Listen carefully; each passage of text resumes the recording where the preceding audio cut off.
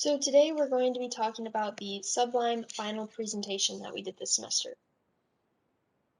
So first thing is we're going to talk about the executive summary, and our main goal of this project was to create an effective production plan, and we had four key takeaways with this. So first was the attention to detail, which was extremely important because there are multiple components going into this. So first of all, we had to look at pallet sizes and making sure that we had enough materials on those pallets and we weren't wasting any space.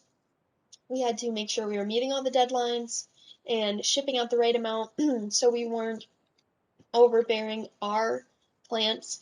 And there were a lot of different components to look at, and it's extremely important to make sure that we hit all those key points of the project. Otherwise, it would set us up for not an easy road if we didn't. The next was team collaboration, and this one we did really well on, and it worked out great. We helped each other, and we made sure everyone was on the same page. We had various meetings to ensure that, and this will translate well into the workforce for us. Third was demand planning, and this one's interesting because it was complex and we did not have external factors. So thinking about if there was a natural disaster or anything like that, and making sure that you are still meeting the demand that is required can be very challenging because we had a lot of trial and error already. So it's just interesting. It really puts it into perspective. And last was implementing change. And we got to go back in one of the deliverables and kind of see where we could save costs and if we change this, what would happen. So it was pretty cool to see that you have a pretty big impact on cost savings. And it was really neat and a cool project. So the next is our deliverable one. So we had monetary goals and it made it easy to see if we would meet that mark or not. And then our cost savings, we really focus on the mode of transportation and better use of our air travel. So any way that we could save or improve that, we wanted to look into. Then we went into the manufacturing plants and we thought, well, could we have less inventory to reduce inventory cost? Could we move more lean? How are we running things already? And then also improved how we're storing this when it's being shipped. So are we wasting space in the packaging containers or not? And if we are, can we decrease the amount of material we use when we're packaging? Um, and then opportunities, if we meet our goals and we do save cost, we're a better competitor to our competitors. And that was an opportunity that we saw. Also setting business plans moving forward to ensure that we meet those marks and we set goals and we look at cost savings every single year, so that would help in the long term. And then finally, we noted how difficult it was going to be, but if we're able to look at everything from all angles, if we can see all the moving parts that are in this project, we can help make that difficulty level a little lower. And I think we did a good part in this. We all worked together, and um, you know, the people that maybe got things a little more were able to help the people that maybe didn't, and it helped decrease that difficulty level as well. All right, thanks, Megan. The next step of the process was creating a SIPOC chart that lists out the suppliers, inputs, processes, outputs, and customers. The first slide I have here is just a complete overview of the SIPOC we created, and later on I'll be going over each step in the process or each letter, however you really want to think about it. But really, I just want you to understand why we listed the things we did, and we're going to be getting a look at the current processes and any potential improvements to each step, I guess. All right, so we currently have two suppliers, one located in Germany and the other located in Switzerland. Both are GMP certified, which stands for Good Manufacturing Practices. And we have arranged quality and service agreements with both suppliers as well to make sure they meet the demands we expect. Our products are produced within our Detroit, Michigan plant. So for our improvements, we were thinking of maybe becoming less offshoring to save transportation costs and moving it more locally. Our current inputs are actually holding us back quite a bit. We have things such as temperature controlled trucks and packaging materials that we need, but things such as the quattro blankets, the poly sleeves, and all these multiple boxes that we use, we found to be very redundant with the packaging setup, and we thought we could eliminate some of these steps to lower our total costs. And if we could just find any way to package the item and keep it temperature controlled using less resources than we currently do, we would be open to that idea. Um, our processes, we currently pull from an inventory in our Detroit, Michigan facility. When we receive the material, we put it together and it is put in the proper holding area in the facility until it is sold and shipped out to the customer. Um, it's obvious using a JIT system would eliminate that holding inventory and also the cost that comes with a holding inventory. We could also sell the space that we use currently for the holding inventory to make a profit from that space. And also, with the commercialization of the vaccine or the product, we were thinking of maybe starting to survey the potential customer base to get a relative demand of what we would be expecting. Our outputs that we have are error-free, on-time vaccinations that are delivered where they need to go. For improvements, we really just wanted to make sure each vaccine goes through the quality regulations it needs to in a timely manner, and really step up the tracking on our deliveries and get 24/7 tracking, just like you would on any shipment nowadays, honestly.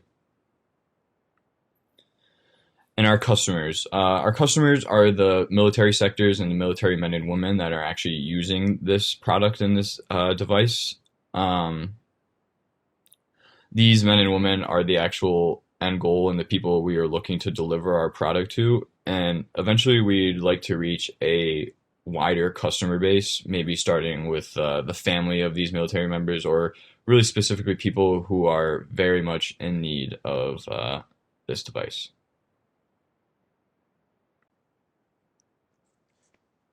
So I'll be focusing on deliverable 3, analyze. Within this deliverable, we focused on creating a production and delivery plan through 2024.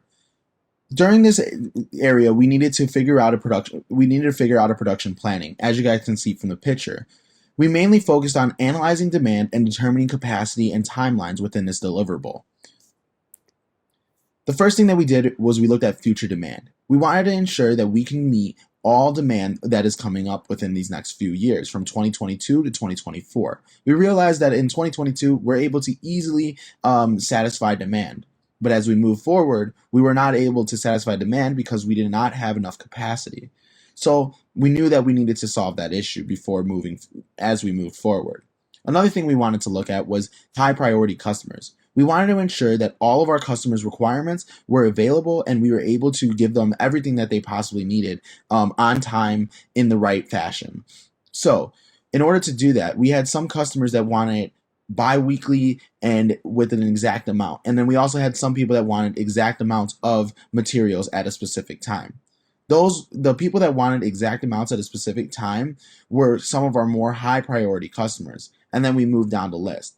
But we wanted to ensure that we could meet everybody's demand in the best possible way and the most efficient way as well. So in order to do that, we needed to increase capacity.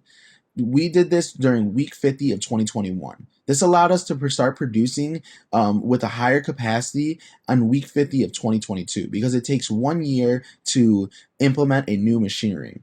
And this was a really interesting question because it took us some time to figure out.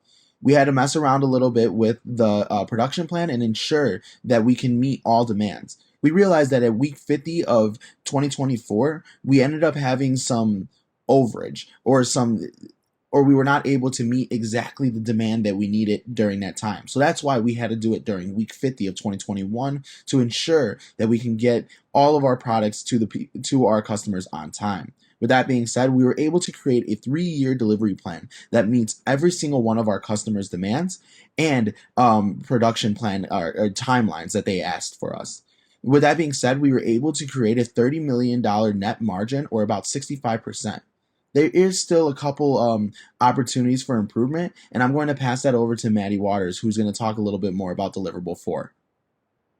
Deliverable number 4 was all about controlling and improving the processes of Sublime.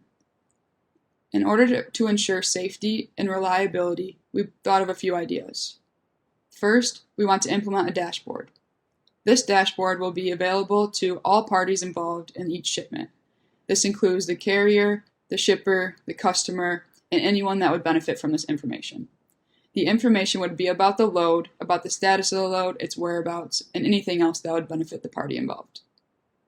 Next, we want to refrain from advertising the Sublime name or what's in each package because of the value of the package.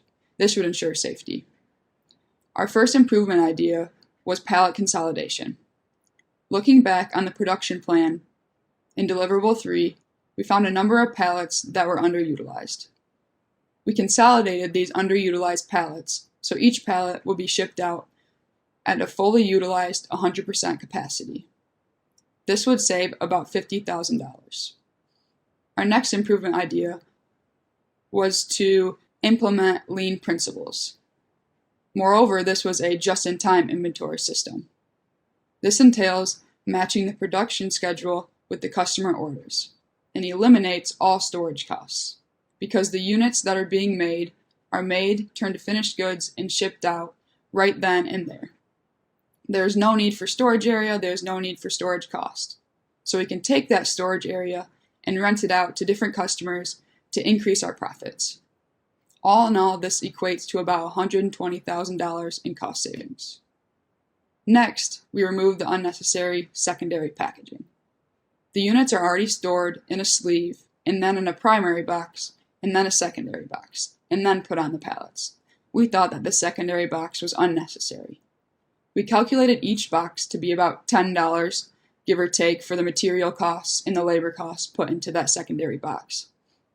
There are about 30 secondary boxes per pallet, so we took that $10 and that 30 boxes per pallet, multiplied it by the pallets that were being shipped out throughout the production plan. Our cost savings for this improvement was about $140,000. Lastly, we looked at price balancing. We found the median price that we charged customers. This was about 52.5 euros, or around $63. We decided that we are going to charge this much for each unit, no matter the customer. We know that it is much more economically friendly to retain customers than it is to attract new ones. So, keeping all prices constant will help our customers to be equally valued and also will simplify operations. This was about a $7 million change. So adding up all of these different cost savings, our improvements equaled a cost savings of $7,331,550. These savings are crucial for Sublime and will serve them well in competing with their competitors in the future. In conclusion, today we covered each deliverable in detail, explaining our decision-making and findings for each. The project charter highlighted goals, estimated cost savings, opportunities, and noted some difficulties. The SIPOC explained our suppliers, inputs, processes, outputs, and customers involved. Next, we analyzed demand, capacity, and the timelines in order to make a production plan. And then lastly, we improved upon that production plan and the other processes within Sublime. This resulted in $7 million of cost savings. We appreciate your time today, and thank you.